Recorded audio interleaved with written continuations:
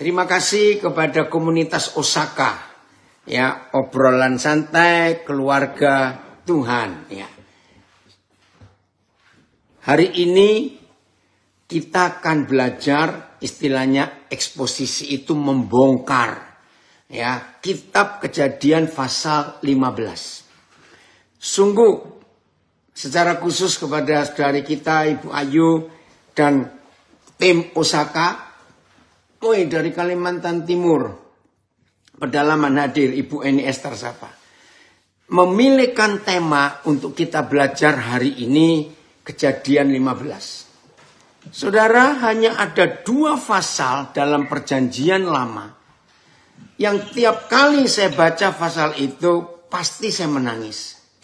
Yang pertama Kejadian 15. Yang kedua Yesaya 53. Sungguh, maka itu ketika dari komunitas Osaka memberi saya tema Kejadian 15. Aduh, betul-betul saya sangat bersuka cita. Wah, dari Salatiga, Medan, semuanya hadir. Palangkara, dari Kapuasnya, Resti. Nah, saudara, kenapa? Kejadian 15 ini pasal terbesar untuk seluruh Alkitab. Ya, pasal terbesar. Ayat terbesar untuk Alkitab itu Yohanes 3:16. Semua kita tahu.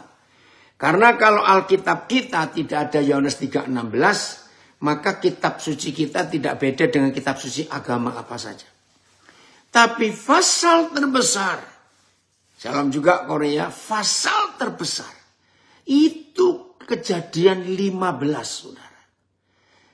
Ketika Yahweh Tuhan, pencipta alam semesta, membuat perjanjian dengan manusia, itu nggak masuk akal. Karena apa? Untuk apa? Yang Maha Besar, pencipta alam semesta, membuat perjanjian dengan kita. Manusia-manusia yang sering ingkar janji. Kita ini manusia yang bejat, yang nggak layak. Untuk disayang Tuhan aja kita nggak layak. Untuk apa? Jumat Agung kemarin ada peristiwa besar di Vatikan, di kota Roma. Sri Paus mengunjungi penjara wanita di kota Roma. Dan dia melakukan peristiwa Yohanes 13. Dia basuh beberapa kaki narapidana wanita itu. Wah, dunia melihat itu. Itu pun dunia kagum. Saudara, masih ingat peristiwa itu? Walaupun tertulis Tuhan Yesus hanya membasuh kaki 12 murid. Tapi sesungguhnya itu yang Tuhan lakukan untuk kita semua. Manusia-manusia jahat ini. Nah, Kejadian 15 itu berisi tentang perjanjian yang Tuhan buat dengan Abraham. Coba ya, saya akan baca dengan cepat. Kejadian pasal yang ke-15. Oke. Oh, Filipus ya. Oke, silakan Filipus. Kejadian 15 mulai ayat 1. Perjanjian Tuhan dengan Abraham. Janji tentang keturunannya. Janji tentang keturunannya. Dalam tema yang di Facebook, Instagram saya tulis. Perjanjian Tuhan dengan umat manusia. Ya. Sebelum kita membahas Kejadian 15. Supaya yakin siapa keturunan Abraham itu. Dan apa janjinya? Karena tema ini hebat. Perjanjian Tuhan dengan Abraham. Titik, koma. Janji tentang keturunannya. Nah, kita buka dulu. Galatia 4 ayat 23. Ya, siapa keturunan Abraham? Dan dapat apa keturunannya itu? Ya. Galatia 4 ayat 23 atau 324 ya, saya lupa, coba nanti lihat ya. Ya, ayat 23. Perhatikan ini. Terima kasih Bapak. Oh, berarti Kejadian 3 ayat 24. Maaf. Ya. Kejadian 3 ayat 24. Maaf. Dahsyat sekali saudara. Untuk apa yang Tuhan buat atas kehidupan kita ini. Oh, kebalik juga. Ayat berapa ya? Yang itu loh. Kalau kita ini milik Kristus, berarti kita juga keturunan Abraham. 3:29 kalau nggak salah, coba. Entah saya cari di sini. Maaf. Galatia. Maaf ya. Iya, 3:29. Terima kasih Filipus. Kita lihat. Dan jikalau sebut nama kita masing-masing. Dan jikalau saya dan saudara sebut nama kita adalah milik Kristus, maka kita semua juga adalah keturunan Abraham. Dan apa hak kita sebagai keturunan Abraham yang berhak menerima janji Tuhan? Ini yang saya katakan. Pasal terbesar. Waduh, ini luar biasa saudara. Jadi ketika saudara dan saya, manusia-manusia bejat bajingan-bajingan ini, bisa mengakui Yesus Kristus itu Tuhan. Dan kita memberikan dia hak 100%. Untuk menaklukkan kita. Untuk menguasai kita. Untuk mengatur hidup kita. Untuk menyetir kita. Sejak hari itu sampai seterusnya, saudara dan saya adalah keturunan Abraham. Dan gak cuma itu, yang berhak menerima janji dari Yahweh Tuhan itu. Ini kan luar biasa. Begini contohnya. Entah mimpi apa, entah ada peristiwa apa suatu hari. Presiden Joko Widodo atau presiden mana saja, raja kerajaan mana saja, tiba-tiba mengadopsi kita. Diadopsi resmi, lalu kita yang gak punya hubungan darah sama sekali dengan pemimpin hebat itu, karena kita diadopsi, berarti sah kita ini anaknya, dan kita mendapat waris dari yang presiden atau raja itu punya. Coba renungkan sebentar. Hebat gak? Maka itu saya katakan Kejadian 15 itu sangat-sangat luar biasa. Yang baru gabung supaya tahu, hanya ada 2 pasal di Perjanjian Lama yang kalau saya baca, saya menangis dan saya kagum. Yaitu Kejadian 15 dan Yesaya 53. Mari kita lihat ayat 1 sekarang dengan cepat ya. Oh, terima kasih Bapak. Kejadian 15 mulai ayat 1. Jadi jangan lupa, siapapun kita, sebejat apa hidup kita masa lalu, senajis apa, begitu kita mengakui Yesus Kristus itu Tuhan, maka saudara dan saya otomatis menjadi keturunan Abraham yang berhak menerima janjinya. Kemudian datanglah firman Yahweh kepada Abram dalam suatu penglihatan. Nah, sekarang, siapa ini? Joy, matikan, Joy. Ya, saudara perhatikan. Dalam suatu penglihatan. Artinya, Bapa di surga sering hadir di hidup kita. Itu dalam suatu penglihatan. Penglihatan itu tiba-tiba kita lagi tenang, atau terbayang sesuatu di pikiran kita. Nah, itu penglihatan. Dan itu cara Tuhan sering berbicara kepada kita. Ya, begini firman-Nya, janganlah takut, Abram. Kalau Papa berfirman, janganlah takut. Berarti kita sedang apa? Sedang takut. Ya, jangan takut. Terus, Gurga, kamu di mana sekarang? Ya, ini anak saya baru muncul, ada aku katanya. Ya. Berarti Abraham sedang takut. Kita sering takut dalam kehidupan ini karena banyak masalah yang kita hadapi. Akulah perisaimu, akulah pelindungmu, akulah penjagamu, akulah benteng hidupmu. Wih, luar biasa. Kalau sampai Tuhan memberikan kuasa kepada kita melindungi, menjagai, ya, menolong, wih, terima kasih, membentengi hidup ini. Kedua, akulah upamu. Maaf, upamu akan sangat besar. Saudara perhatikan. Ketika Papa berfirman ini kepada Abraham. Abraham itu enggak doa minta ini, minta itu. Oi, dokter hebat dari kerajaan hadir juga. Ya Abraham enggak minta. Tapi Papa janjikan sendiri, upamu akan sangat besar. Perhatikan ini loh. Saya ingin mulai hari ini semua kita. Setelah kita baca Galatia 3:29. Bahwa kalau saudara dan saya adalah milik Kristus. Berarti kita juga adalah keturunannya. Dan kalau kita keturunannya berarti kita juga berhak menerima janjinya.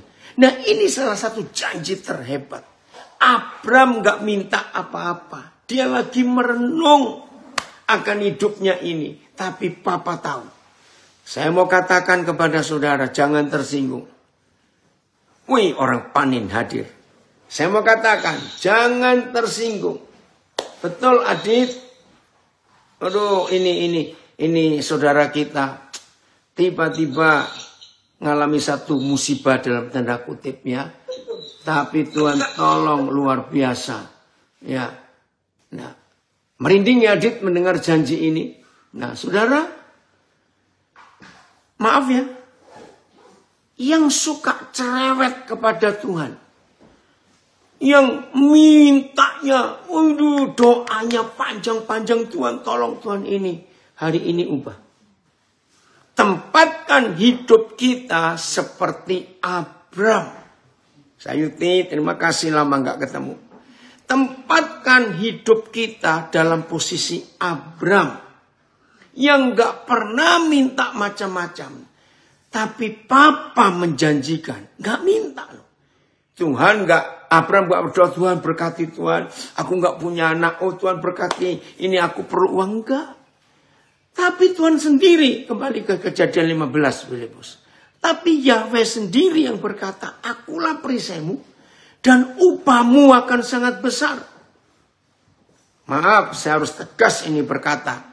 Kepada semua saudara yang hidupnya menggunakan prinsip Lukas 18. Mintalah gedor-gedor surga. Nggak perlu. Abraham ini mendapat posisi yang sangat luar biasa di hadapan Tuhan. Karena dia taat, dia setia. Itu saja lakukan. Upahmu akan sangat besar. Abraham menjawab ayat 2. Ya Yahweh Tuhan, apakah yang akan kau berikan kepadaku? Karena aku akan meninggal dengan tidak mempunyai anak. Dan yang akan mewarisi rumahku ialah Eliezer, orang Damsyik itu. Nah rupanya ini ketakutan, kekhawatiran Abraham. Maka itu dia lagi merenung, dia lagi terpenung. Bagaimana nanti kekayaanku begini banyak? Gak ada yang mewarisi. Karena aku gak punya anak. Rupanya Papa tahu. Keren ya. Jadi Abraham gak pernah minta anak. Gak pernah minta ini. Kalau doa hanya bersyukur. Tapi Papa tahu. Lagi kata Abraham. Engkau tidak memberikan kepadaku keturunan. Sehingga seorang hambaku nanti menjadi ahli warisku. Tetapi datanglah firman Yahweh kepadanya. Demikian. Betul Fred. Luar biasa kasih Kristus menyertai kita semua. Ya bukan cuma untuk kami. Orang itu. Eliezer maksudnya. Tidak akan menjadi ahli warismu. Melainkan anak kandungmu. Dialah yang akan menjadi ahli warismu. Lalu Yahweh membawa Abraham keluar serta berfirman. Coba lihat ke langit. Hitunglah bintang-bintang. Jika engkau dapat menghitungnya. Maka firman-Nya kepadanya. Artinya begini loh. Papa terima kasih. Tuhan kan ngajak Abram hitung bintang-bintang di langit. Abram gak jawab apa-apa. Karena papa tahu siapa bisa menghitung bintang. Maka itu Abram gak komen, Abram gak jawab, Abram gak berkata apa-apa. Tapi Yahweh Tuhan tahu isi hatinya. Saudara, saya mau katakan ini. Jauh lebih baik Tuhan yang memeriksa hidup kita. Tuhan yang memberitahu kita. Daripada saudara yang sering cerewet memberitahu Tuhan dalam doa yang panjang-panjang itu. Lihat ini Abram. Kan Tuhan bilang, Abram, lihat ke langit. Coba hitung bintang-bintang itu. Jika engkau dapat menghitungnya. Abram belum jawab apa-apa. Abram tidak bereaksi. Maka firman-Nya kepada Abram. Papa, kami ingin memiliki sikap ini dalam hidup kami. Ampunilah kami yang sering cerewet kalau berdoa. Memberitahu Tuhan detail begini. Ampuni kami padahal Engkau tahu. Maka itu saya punya istilah. Kalau saudara nggak bertobat dari doa yang panjang-panjang. Mau sampai kapanpun. Kalau saudara berdoa langsung Tuhan akan minggir. Karena Tuhan kenal orang yang doanya cerewet. Panjang-panjang memberitahu. Setelah saya mengenal kejadian 15 ini. Doa saya nggak pernah panjang. Saya hanya merenung saja. Menikmati kasih Papa. Menikmati janji-janjinya. Menghitung kebaikannya.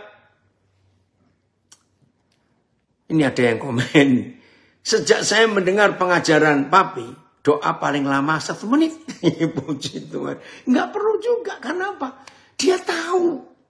Jadi, ambil sikap mulai hari ini. Biar Papa yang banyak ngomong dan cerewet kepada kita, lebih baik kita diam. Tunggu dia bicara apa. Jadi Abram belum menjawab. Apa yang Papa minta? Coba lihat ke langit, Abram. Hitunglah bintang-bintang jika engkau dapat menghitungnya. Abram diam. Karena Abram diam dan Papa tahu hatinya. Maka firman-Nya kepadanya. Nah, ini kan lebih baik. Lebih baik Tuhan yang berfirman kepada kita. Dengar. Lebih baik Tuhan yang berfirman kepada kita. Daripada saudara nyerocos berfirman kepada Tuhan. Bertobat. Maaf ya. Ini yang kita harus tunggu. Betul. Dari Medan. Doanya memuaskan hawa nafsu diri sendiri. Itu Yakobus pasal 4. Padahal Tuhan Maha tahu. Ya.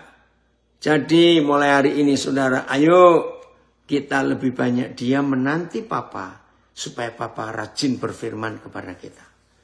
Terus lihat itu reaksi Abram. Ayat 6. Maaf firman-Nya. Demikianlah Abram, banyaknya nanti keturunanmu. Kalau Abram orang Jawa, pret, keturunan banyak apa? Satu aja belum muncul. Puji Tuhan, Abram enggak jawab seperti itu. Demikianlah banyaknya nanti keturunanmu. Abram diberitahu. Lalu ayat 6. Lalu percayalah Abram kepada Yahweh. Hei orang-orang yang enggak beriman. Padahal mengaku anak Tuhan. Hei murid-murid Tuhan Yesus. Yang kelihatannya rohani, aktif pelayanan, rajin doa, rajin puasa. Tapi saudara berlaku munafik kepada Papa di surga.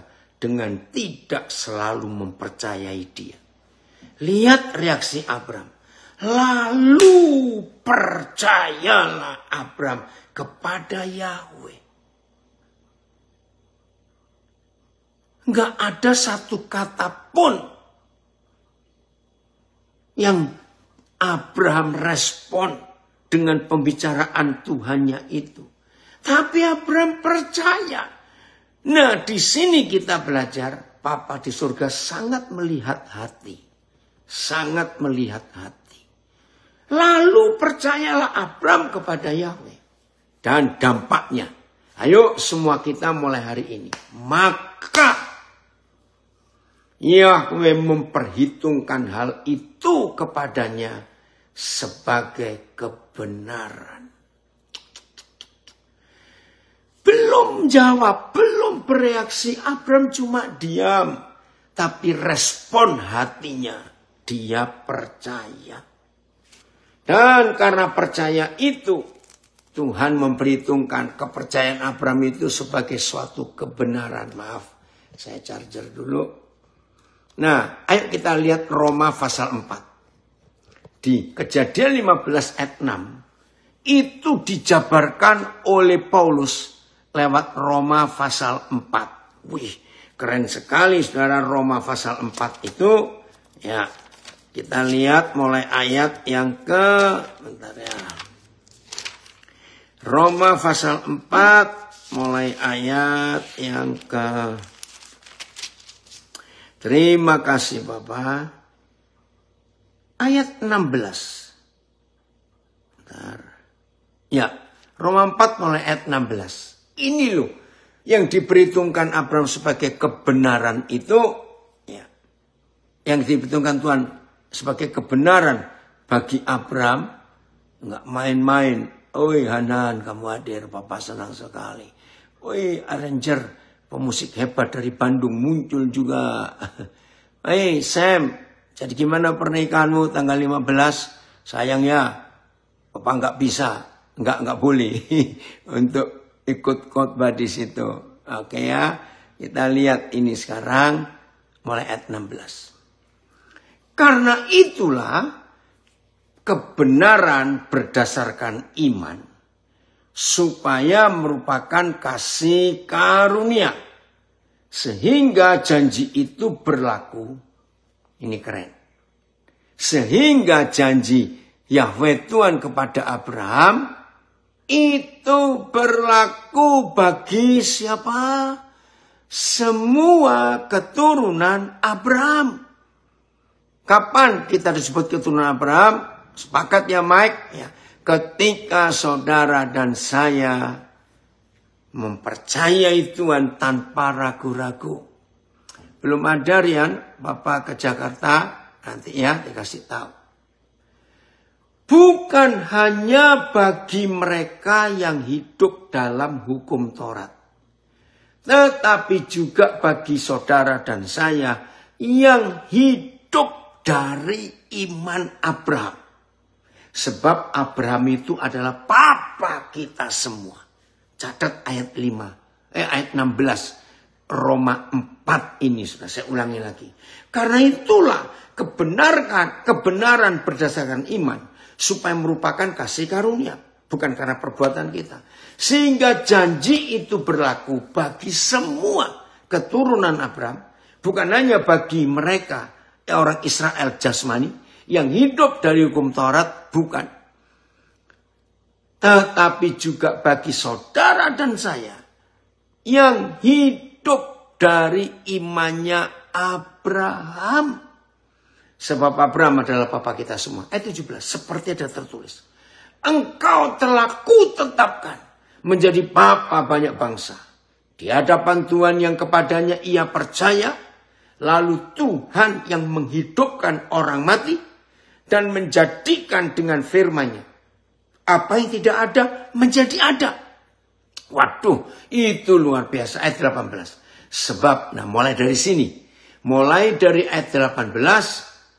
Saudara dan saya harus ikut iman Abraham ini. Iman papa kita.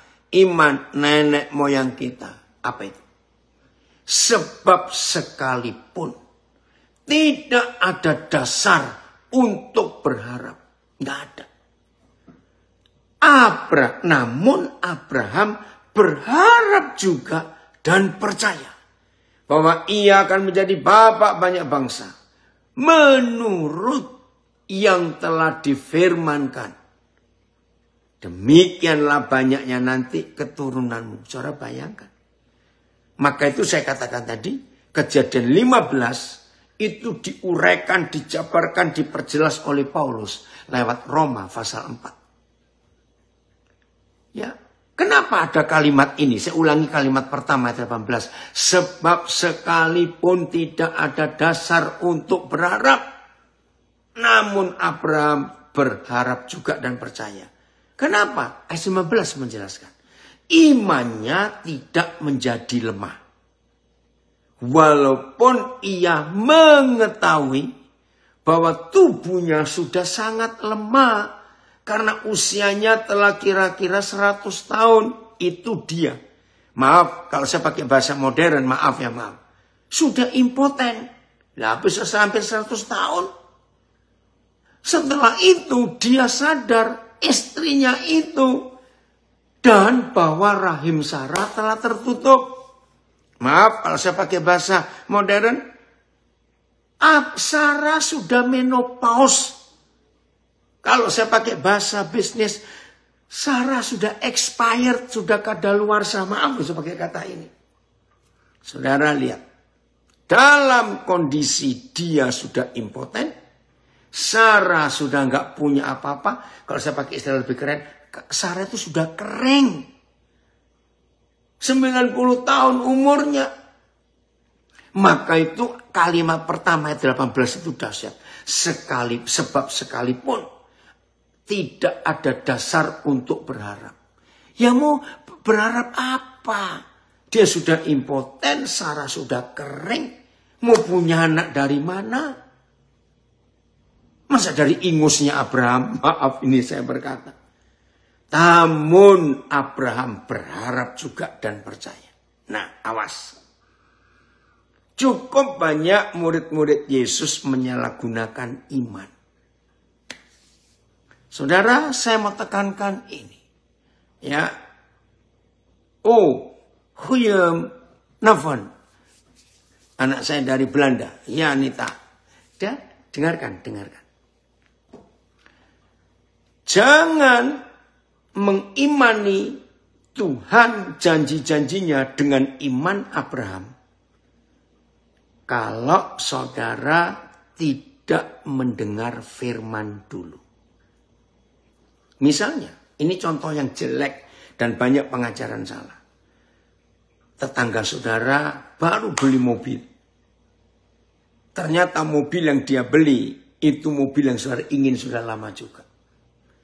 Terus saudara berkata, Tuhan, aku beriman punya mobil itu seperti tetanggaku punya. Nah, itu ngawur.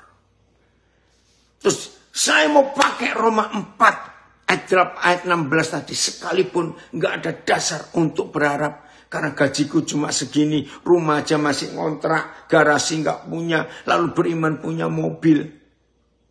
Maaf, mikir saudara. Jadi iman harus berdasar yang kita dengar.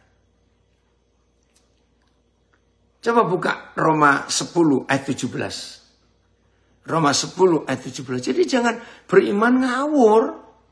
Kalau papa nggak bicara apa-apa, kita nggak bisa. Oh, aku beriman. Tidak. Tunggu dulu. Ya. Wait. Orang pari ikut. Ya. Betul ya, An? Mantap. Roma 10 ayat 17. Jadi, perhatikan. Iman timbul dari pendengaran. Dan pendengaran itu oleh firman Kristus. Wih, orang hebat dari Manokwari. Iya tos. Jadi Abraham itu beriman karena Bapa yang berfirman. Nanti keturunanmu akan sebanyak bintang di langit. Ya, karena dia dengar firman, maka dia beriman. Maka itu jangan punya iman yang ngawur, iman yang ngacau. Harus tunggu Tuhan. Betul, iya. Itu luar biasa. Kadang-kala ada komen, banyak orang Kristen punya iman sugesti. Nah, itu bahaya ini. Itu dari, makasih Petrus dari Medan. Enggak bisa. Oke, kembali ke Roma 14. Ke Roma 4. Ya. Terus sekarang. Apa yang terjadi setelah Abraham tahu dia sudah impoten, Sarah sudah kering. Ayat berapa tadi? 18 ya. Terus, ayo kita belajar yang benar. Ya, saya ulangi lagi. Ayat 18, sebab sekalipun tidak ada dasar untuk berharap. Habis sudah. Namun Abraham berharap juga dan percaya bahwa ia akan menjadi bapak banyak bangsa menurut yang telah difirmankan. Demikianlah Abraham banyaknya keturunanmu nanti. Jadi saudara dan saya nggak boleh beriman karena kesaksian orang. Kita nggak boleh beriman karena tetangga. Enggak. Harus yang Tuhan firmankan kepada kita. Nah, pasti ada yang tanya. Nah, kalau begitu. Oke, ya. Petrus itu yang nyapa Yohanes Andoko. Ya, itu sepupunya Papa. Dia satu sekelas dengan Sam. Angkatan 68 itu. Oke, kan. Koden sampaikan. Jangan iman kita ngawur karena orang lain. Enggak, harus dapat firman dari dia. Ayat 19. Imannya tidak menjadi lemah. Walaupun ia mengetahui bahwa tubuhnya sudah sangat lemah, impoten. Karena usianya telah kira-kira 100 tahun. Dan bahwa Sarah sudah kering, rahimnya tertutup, enggak menopause lagi. Kembali, ayat 20 dinyatakan. Tetapi terhadap janji Tuhan, Abraham tidak bimbang karena ketidakpercayaan, ya.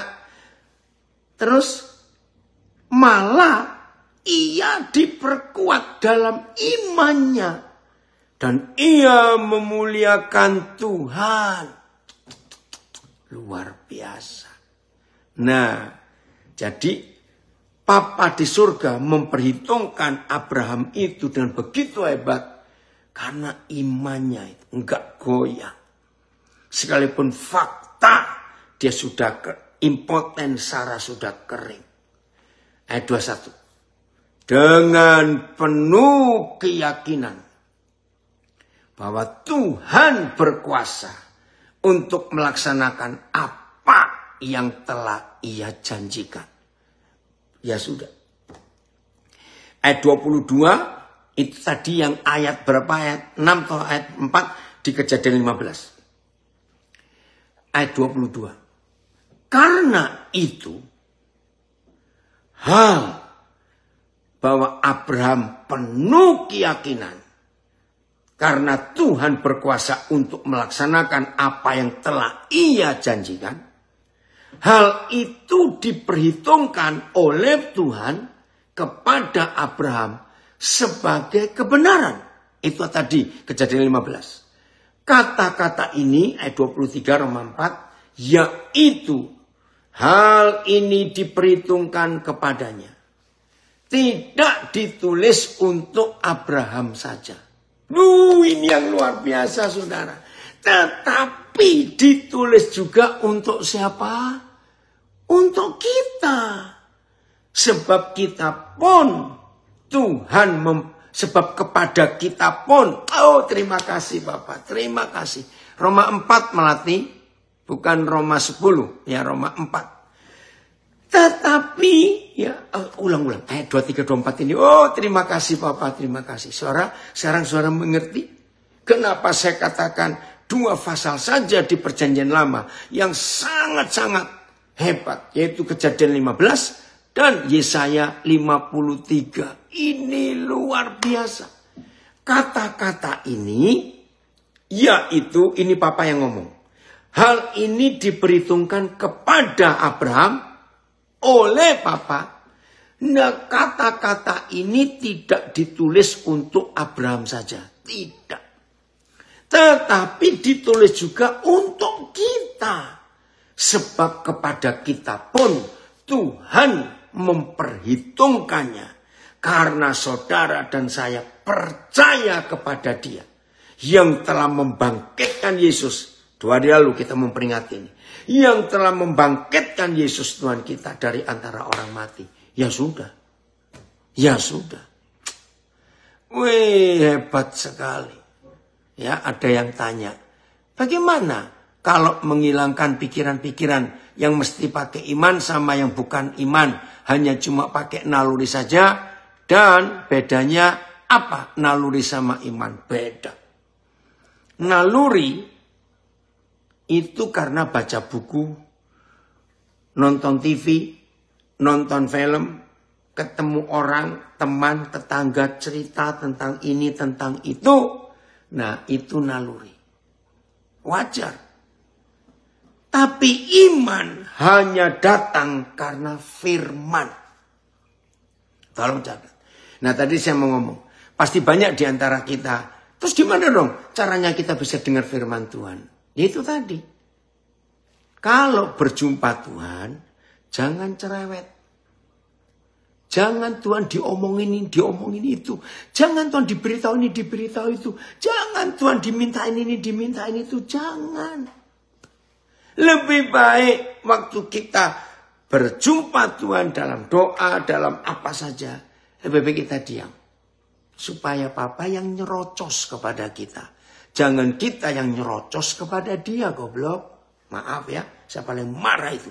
Kalau ada orang doa panjang-panjang begitu. Ngapain Tuhan diberitahu? Dia tahu semuanya. Nah, begitu Papa tahu. Ya, begitu Papa tahu. Kita diam karena menantikan dia. Pasti Papa akan bicara. Woi, betul dari Manokwari. Banyak gagal paham, Papa. Iya. Karena itu loh, saudara, saya mau hapus konsep dalam gereja. Banyak gereja, banyak berdoa, banyak berkat. Kurang berdoa, kurang berkat. Sedikit berdoa, sedikit berkat. Tidak berdoa, nggak ada berkat. Itu ayat dari mana? Salah, itu salah. Hapus konsep itu. Justru diam. Ketika Papa yang tanya tadi ya, Ian Hilman, saya, Opa lupa loh nak, kamu ilmawan. Sampai ini ya. Oke, Opa jawab.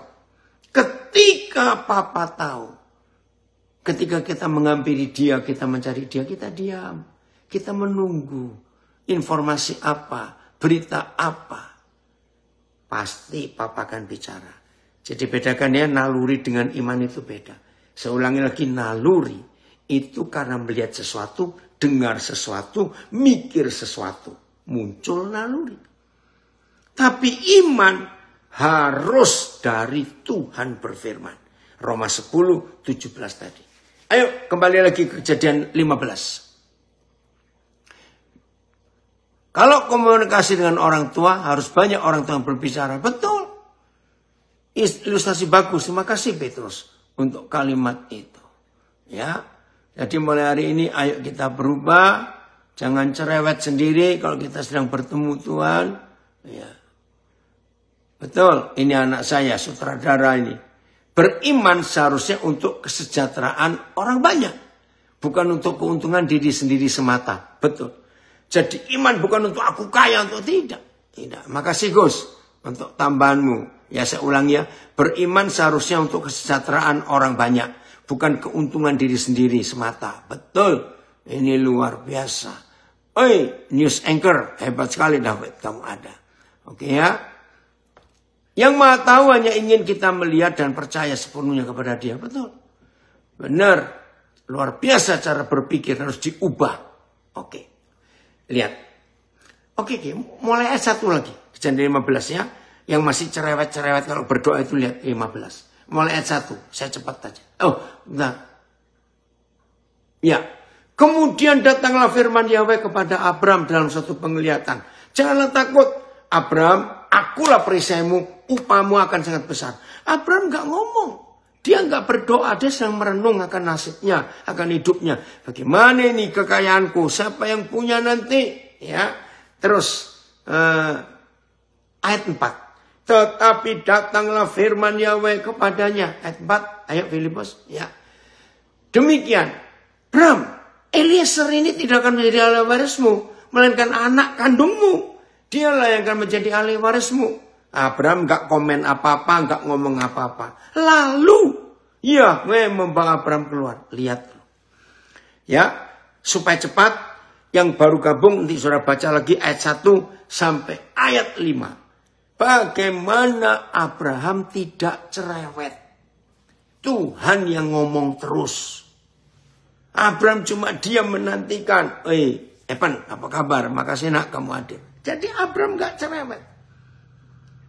Ayat 6. Gak ada komen apa-apa kepada Abram. Lalu percayalah Abram kepada Yahweh. Mana ada doa Abram? Gak ada. Pendek-pendek dia ngomong. Dia lebih banyak dia menanti Tuhan. Lalu percayalah Abram kepada Yahweh. Maka Yahweh memperhitungkan hal itu kepadanya sebagai kebenaran. Lagi firman Yahweh kepadanya. Saya harap yang cerewet nyerocos sendiri kalau berdoa bertobat hari ini. Baca ayat 1 sampai ayat 7. Lihat ya, kalau ayat 6 lalu percayalah ya. Ayat 7 lagi firman Yahweh kepadanya. Saudara tahu nggak kata lagi? Tuhan ngomong terus. Karena Tuhan lihat Abram ini diam. Nggak banyak ngomong. Lagi firman Yahweh kepadanya. Akulah Yahweh yang membawa engkau keluar dari Ur Kasdim. Untuk memberikan negeri ini kepadamu menjadi milikmu. Saudara, itu dia. Dari Sangapura. Kebenaran selalu menyegarkan hidup orang yang percaya. Dahsyat sekali kebenaran ini betul. Ini yang hebat. Kata Abram. Nah di sini dia baru ngomong. Setelah begitu panjang Papa bicara. Ya Yahweh Tuhan. Dari manakah aku tahu bahwa aku akan memilikinya? Mendapat anak itu.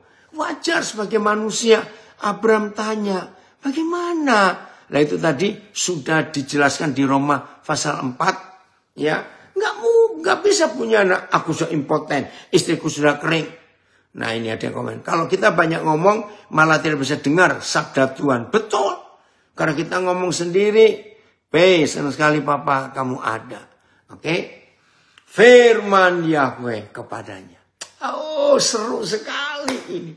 Abram itu jujur. Ya Yahweh Tuhan. Dari manakah aku tahu bahwa kau akan memilikinya?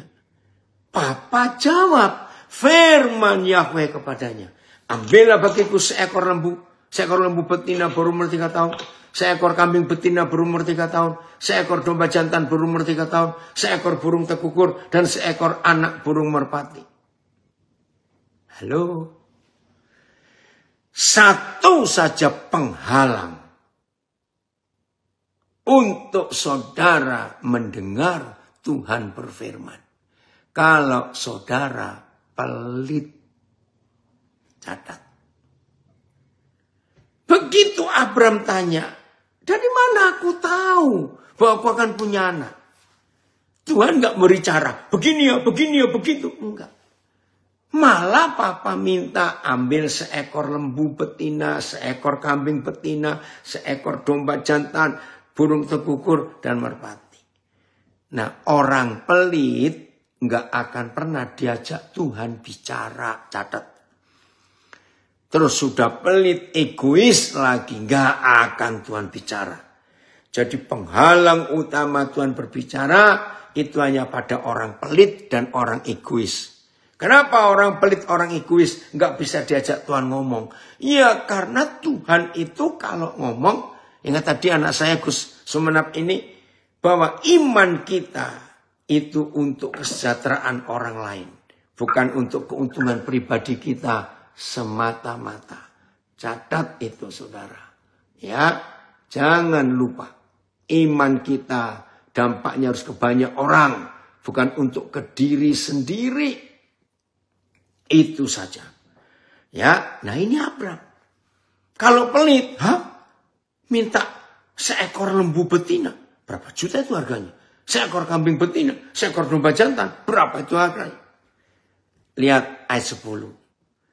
Diambilnyalah semuanya itu bagi Yahweh. Seperti perintahnya dipotong 2. Lalu diletakkan bagian-bagian itu yang satu di samping yang lain. Jadi kiri kanan. Tapi burung-burung itu tidak dipotong 2. Ketika burung-burung buas hingga pada daging binatang-binatang itu. Maka Abram mengusirnya. Menjelang matahari terbenam. Kembali sikap ini yang dicari. Menjelang matahari terbenam. Tertidurlah Abram dengan nyenyak. Haleluya. Saudara, berkali-kali peristiwa ini terjadi. Berkali-kali. Luar biasa Tuhan kita. Makasih Adit, luar biasa ya. Percaya istrimu mengalami zaman Tuhan karena iman, janji Tuhan. Tidur nyenyak. Adam dibuat tidur nyenyak. Yakub ketika dalam pelariannya dikejar oleh Esau.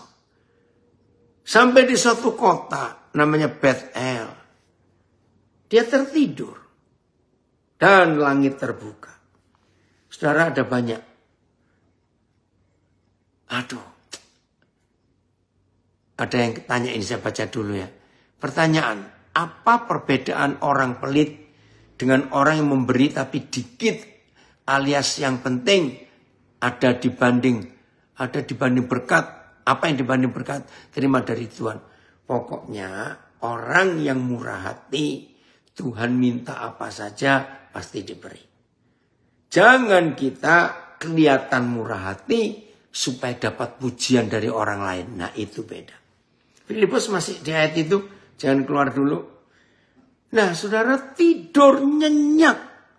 Itu artinya diam. Jangan cerewet. Biar Tuhan yang berbicara. Saya suka loh mendengar kata menjelang matahari berbarat. Tertidurlah Abram dengan nyenyak. Ini banyak terjadi di hidup saudara kita. Baik perjanjian lama maupun perjanjian baru. Tidur. Tuhan Yesus bisa tidur nyenyak di perahu yang sedang diombang-ambingkan angin gelombang. Dan air pun sudah masuk ke perahu. Kok bisa tidur Tuhan kita? Nah itulah. Nah maka itu orang yang susah tidur itu karena banyak khawatir dan banyak mikir. Maka itu enggak tidur-tidur. Tapi kalau kita bisa tidur, kalau kita bisa percaya kepada Tuhan. Tidurlah. Waktunya itu tidur. Enak sekali. Nah, waktu tidur itulah.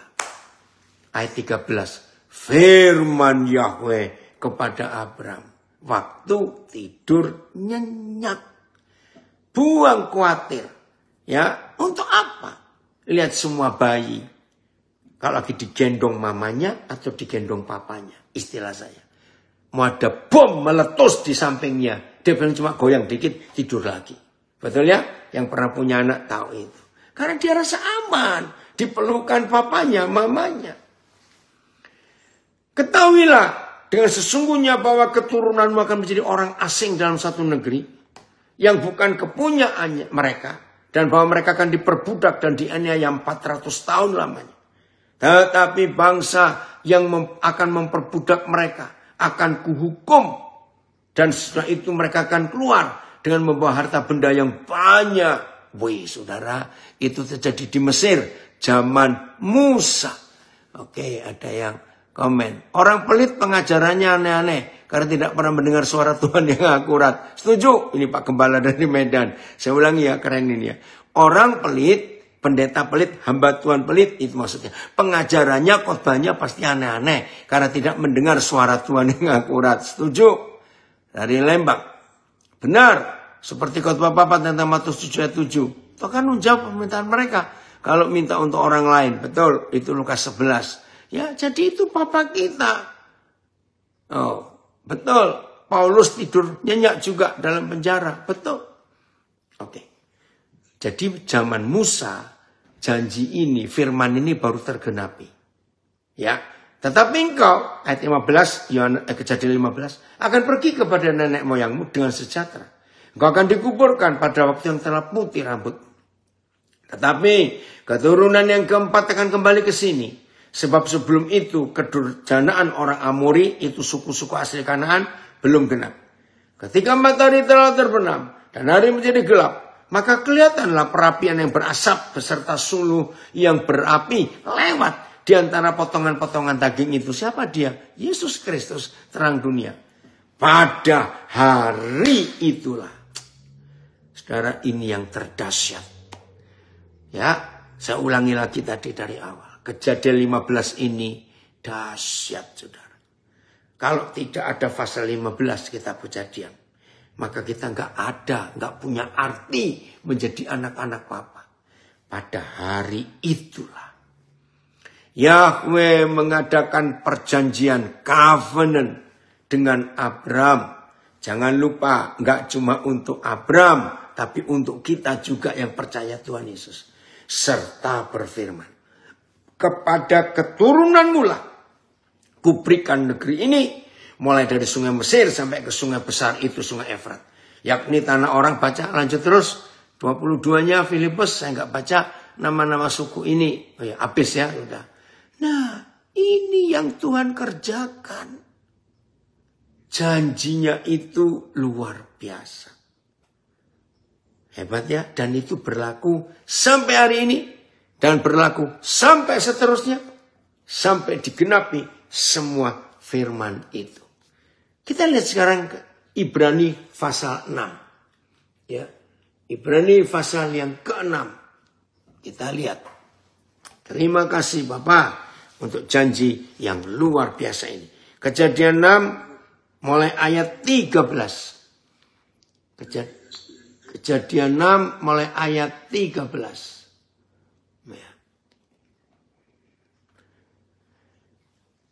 Kejadian Ibrani, salah Pak Filipus, maaf.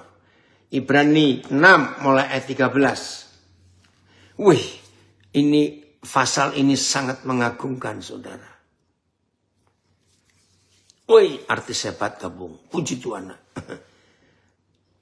Ayat 13. Sebab ketika Tuhan memberikan janjinya kepada Abraham, itu Kejadian 15 tadi, Yahweh bersumpah demi dirinya sendiri. Karena tidak ada orang yang lebih tinggi daripadanya.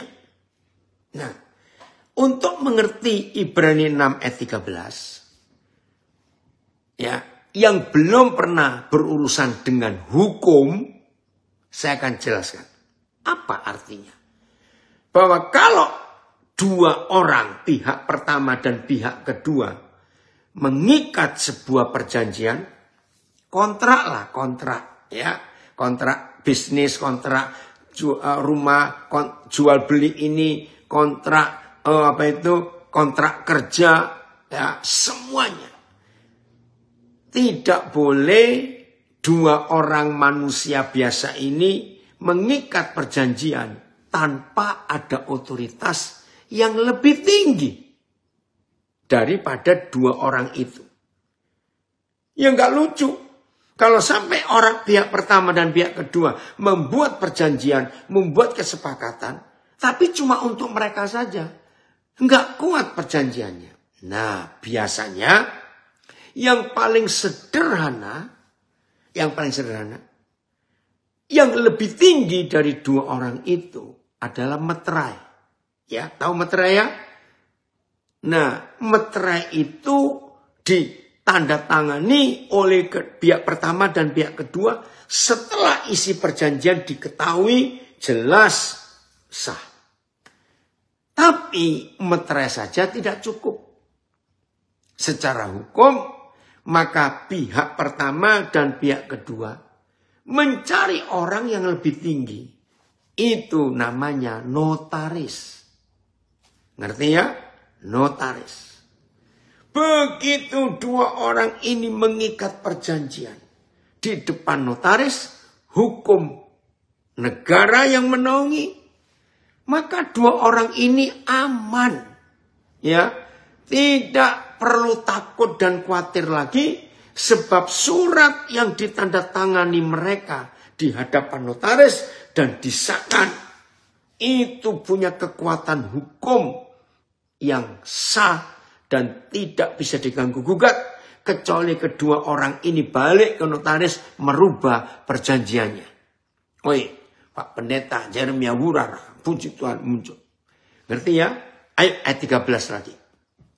Ibrani 6. Jadi karena tidak ada yang lebih tinggi dari Tuhan, Ketika Yahweh Tuhan mengikat perjanjian dengan Abraham waktu itu, dan dilanjutkan mengikat perjanjian dengan saudara dan saya,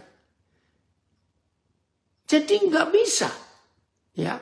Terus ia bersumpah demi dirinya sendiri karena tidak ada orang yang lebih tinggi daripadanya.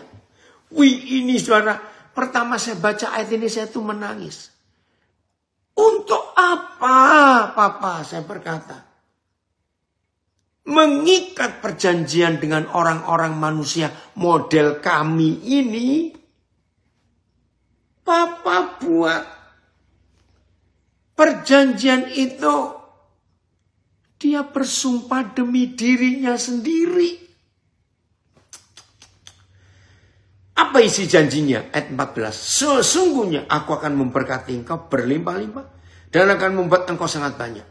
Ayat 15. Abraham menanti dengan sabar dan dengan demikian ia memperoleh apa yang dijanjikan kepadanya.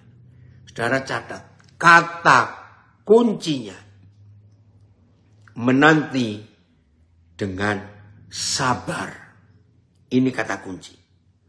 Ya, saya ulangi, kata kunci saudara dan saya untuk bisa menanti, menggenapi perjanjian itu sabar. Masih ingat Pengkhotbah 3:11, Tuhan membuat segala sesuatu indah pada waktunya. Ayat 16, ini saya menangis lagi saudara, sebab manusia bersumpah demi orang yang lebih tinggi. Itulah notaris. Dan sumpah itu menjadi suatu pengakuan baginya yang mengakhiri segala bantahan. Nah, Filipus coba ayat 16 dari beberapa terjemahan. Ya, dari Medan. Luar biasa. Dia itu Tuhan. Bersumpah atas dirinya. Hanya untuk kita. Betul. Maka itu Petrus ini buat Papa menangis. Aduh, siapa kami ini Tuhan? Seandainya toh engkau tidak bersumpah demi dirimu, menepati janjimu, Tuhan tetap Tuhan kok. Tapi luar biasa. Ya Ronald, percaya ya, mujizat terjadi untuk kamu. AYT. Manusia bersumpah demi seseorang yang lebih besar daripada dirinya sendiri. Dan sumpah diberikan sebagai penegasan untuk mengakhiri semua perbantahan. Betul. Ya, Charles siap-siap berangkatnya ke Florida. Jadi supaya kita nggak ribut-ribut pegang surat perjanjian di notaris. Maka kita kuat punya itu. Kalau orang bersumpah, BIS, ia bersumpah atas nama orang lain yang lebih tinggi daripadanya. Betul.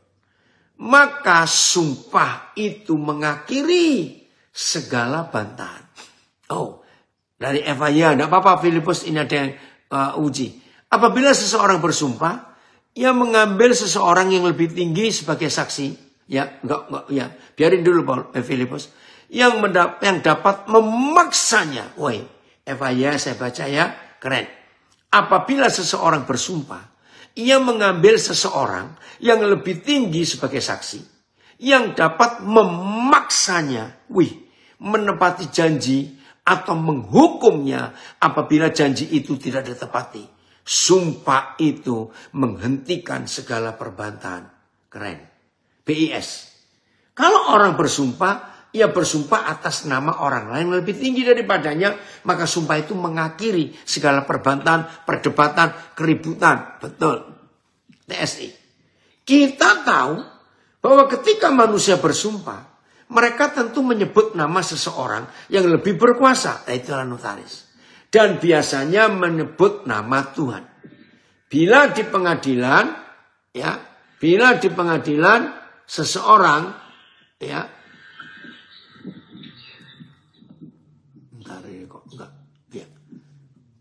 bila di pengadilan, tunggu dulu, seseorang bersumpah dengan menyebut nama Tuhan, itu sumpah yang tertinggi dan kesaksiannya dianggap benar. Puji Tuhan. Nah ini Bapa kita loh saudara.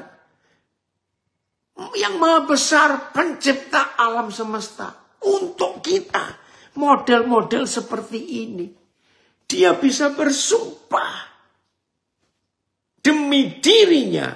Karena gak ada yang lebih tinggi dari itu. Wow. Ada orang dari California. Ani, apa kabar ini? Sudah lama sekali gak ketemu ya. Saudara perhatikan. Hebat gak Papa kita itu? Itu yang saya menangis. Seharusnya Papa gak perlu. Tapi dia buat itu. Terima kasih Bapak. Ayat selanjutnya, ayat 17. Ayat 17 masih Ibrani pasal yang ke-6. Kembali ayat ini saya sangat kagum kepada Bapa di surga. Karena itu. Untuk lebih meyakinkan saudara dan saya. Ini loh yang saya nggak sampai ngerti. Kok bisa-bisanya? Karena itu untuk lebih meyakinkan saudara dan saya. Yang berhak menerima janji itu. Akan kepastian putusannya. Yang maha kudus, yang maha besar. Telah mengikat dirinya dengan sumpah. Saudara jujur loh. Perlu gak sih Tuhan buat ini? Gak perlu. Tapi karena Papa tahu. Banyak orang kurang ajar di antara kita. Maka itu yang suka klaim janji Tuhan itu khotbah-khotbah, pengkhotbah karismatik yang mata duitan. Mari kita klaim janji Tuhan, klaim dasmu kuno. Kalau orang Surabaya marah. Klaim apaan? Ya, Vero, kode lupa belum kirim jadwal pesawatnya ya nanti hari setelah Zoom ini. Jadi Papa tahu ada banyak di antara kita manusia-manusia kurang ajar. Yang gak mempercayai janjinya. Sehingga banyak di antara kita yang suka klaim janji Tuhan. Enak saja klaim. Makanya suka klaim-klaim bertobat ya. Itu hanya untuk asuransi. Tapi Tuhan telah mengikat dirinya dengan sumpah. Ayat. Jadi ketika Tuhan ingin menunjukkan dengan lebih meyakinkan kepada ahli waris janjinya. Itu kan kita. Bahwa tujuannya, bahwa janjinya tidak akan berubah. Ia menjamin dengan membuat sumpah. Saya bilang, ngapain Tuhan? Nggak perlu, maaf ya. Saudara renungkan. Kan sebenarnya nggak perlu Tuhan pakai sumpah dengan kita. Itu janji-janji dia sendiri kok. Tapi Tuhan tahu. BIS. Tuhan mau menegaskan. Kepada orang-orang yang menerima janjinya.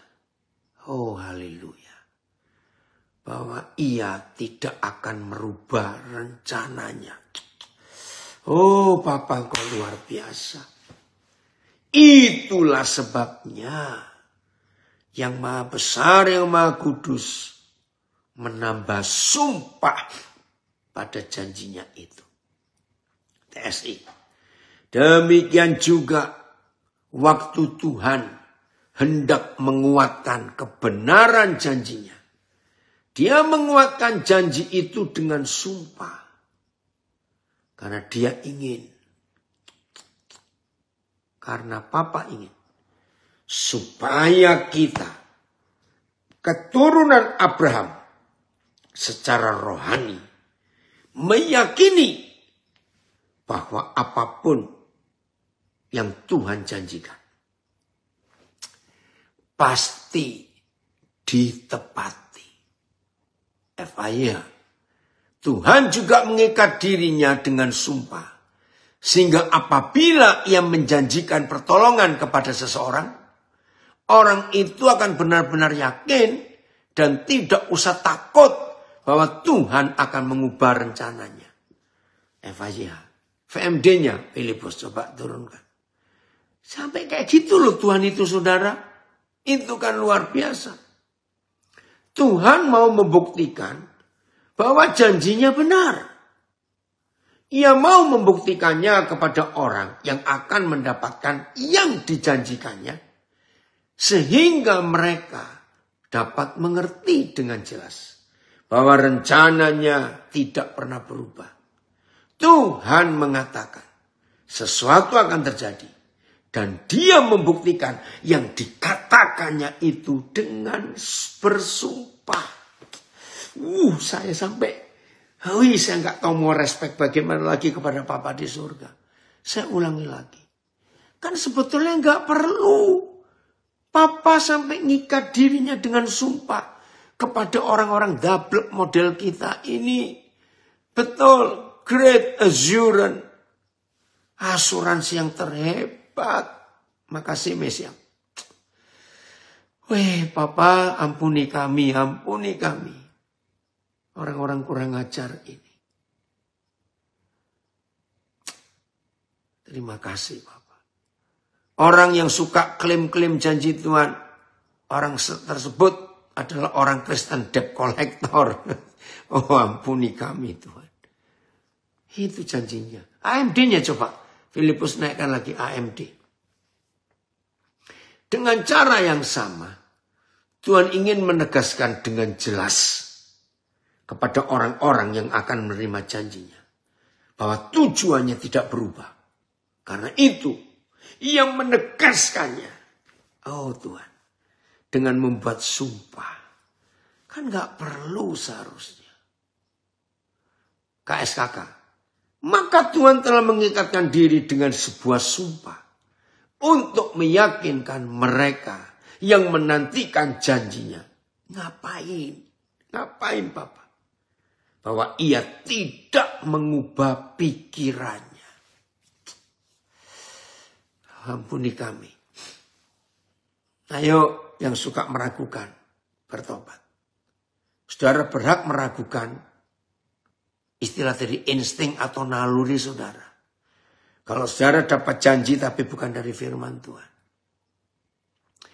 Betul, ada yang komen. Harusnya malu ya yang suka klaim janji Tuhan. Padahal nggak pernah bayar preminya. Betul. Ayo bertobat kita saudara. Nah seperti ini yang Papa janjikan. Begitu hebat ya. Kejadian 15. Nah coba saudara temukan. Kapan iman yang hebat saudara miliki terakhir kali? Dan iman saudara miliki itu berdampak buat orang lain. Kapan? Jadi selalu dampak iman kita harus ke orang lain. Bukan ke diri sendiri. Oh terima kasih Tuhan. Akhirnya aku bisa dapat mobil yang aku imani. Oh Tuhan terima kasih. Aku dapat berlian yang aku imani. Oh Tuhan terima kasih. Aku dapat sepatu tas bermerek yang sekian puluh juta yang aku imani. Ngawur itu. Tidak ada iman seperti itu. Iman dari Tuhan. Karena kita mendengar firman-Nya. Dan kita lakukan. Itu luar biasa. Tadi pagi. Saudara masih ingat cerita 4 November yang lalu. Jadi 4 November 2023. Kami suami istri. Orang hebat. Bapak pendeta hari misa. Datang. Apa itu? Enos, ya, ada ya. 4 November yang lalu 2023. Kami diundang pelayanan ke Surabaya. Tapi pesawat kami nyampainya lebih awal. Cukup lama, 2 jam sebelum acara. Lalu yang ngundang ngajak kami makan. Ya. Yang ngundang ngajak kami makan. Pas di samping tempat pelayanan itu. Nah, biasa. Tiba-tiba Roh Kudus beritahu saya, kamu lihat satu pelayan itu. Oh ya? Nah, saya lihat pelayan itu, saudara. Nah, tapi dia sibuk. Ya, dia sibuk. Nah, begitu saya punya kebiasaan, Papa, gimana cara saya masuk ke dia? Sambil makan, sambil ngomong, mata saya keliling terus. Eko Purba, Papa lupa nak, kamu yang mana? Ya, coba kamu WA papa. Papa lupa ini ya. Nah, pas dia lagi berdiri di meja ngelapin sendok garpu yang habis dicuci. Wah, kesempatan. Saya tinggalkan meja saya. Nah, ini yang ngajak makan kaget. Istri saya yang jawab. Biasa, pasti mau nangkap jiwa itu. Ya udah, saya dekati, saya tanya namanya Sebastian. Saudara, kaget saya. Ketika saya tanya, papamu di mana? Wajahnya berubah. Betul-betul wajah berubah. Ada rasa marah. Kenapa bapak tanya dia? Ya ingin tahu. Saya nggak tahu. Nah, loh, jadi kemana? Nggak tahu. Kata mama, waktu saya di kandungan mama dia pergi. Tapi Pak, saya punya 4 adik. Hah? Jadi kamu 5 saudara? Iya. Tapi kami berlima itu dari 3 bapak yang berbeda. Oh Tuhan. Saudara, ringkas cerita. Mereka ini sangat miskin. Mereka berlima nggak punya akta lahir, nggak punya status, nggak punya identitas. Terus, jadi kalian nggak sekolah? Tidak. Saudara bayangkan. Woi, orang Los Angeles gabung. Yes, yo. Langsung saya catat nomor teleponnya. Panggil saya papa ya mulai hari ini. Iya. Dalam waktu nggak sampai 2 minggu, oleh pertolongan Tuhan yang ajaib, 5 akte lahir anak ini jadi, saudara. Setelah 5 akte lahir jadi, lalu dengan pertolongan Tuhan yang ajaib juga, dia anak pertama umur 18. Dia punya KTP. Yang 4 belum karena masih di bawah umur. Oke, saya nggak cuma sampai di situ. Saya berjuang supaya mereka punya tempat tinggal yang layak. Waktu ketemu saya itu 6 orang tinggal di 1 kamar. Sewa sebulan hanya 600.000. Tanpa WC, kamar mandi, tanpa dapur, itu ada di luar. Saya nggak bisa bayangkan hidup kayak apa. Seminggu kemudian saya bisa telepon mamanya. Nah, berapa bulan yang lalu mereka bisa tinggal di rumah yang layak, masih kontrak di Surabaya ini ya. Akhirnya perusahaan itu, restoran itu direnovasi, ya nggak digaji. Bingung saya. Gimana cara saya minta tolong lagi Tuhan berikan nikmat. Nah, terus puji Tuhan, ada salah satu perusahaan mau menerima dia. Nah tadi pagi dia bilang, Pak, terima kasih, saya nyaman kerja di sini. Korean itu bosnya, sangat perhatian. Terus saya bilang, oke. Mulai bulan ini April, kamu cari sekolah untuk adik-adikmu. Harus sekolah tahun ini. Tidak bisa tidak. Nah saya bilang begitu. Luar biasa. Maka itu saya bilang tadi, Tuhan hanya akan bicara pada orang yang gak egois dan yang gak pelit. Bisa aja saya menolak waktu itu, Tuhan saya sibuk lagi makan kok, ngapain ngurusin orang gak kenal. Tapi Tuhan bicara, tolong dia. Puji Tuhan saudara, berhasil. Luar biasa bukan? Nah maka itu saya tanya, iman terakhir yang saudara dapat dari Tuhan dan punya dampak untuk orang lain. Kapan saudara kerjakan itu? Jadi terima kasih kepada komunitas Osaka mengundang kita hari ini untuk belajar Kejadian 15. Dan itu pasal terbesar di Perjanjian Lama. Maka dunia diselamatkan. Karena saudara dan saya keturunan Abraham. Dan sebagai keturunan Abraham, kita berhak menerima semua janji Tuhan. Tuhan memberkati kita semuanya luar biasa. Haleluya.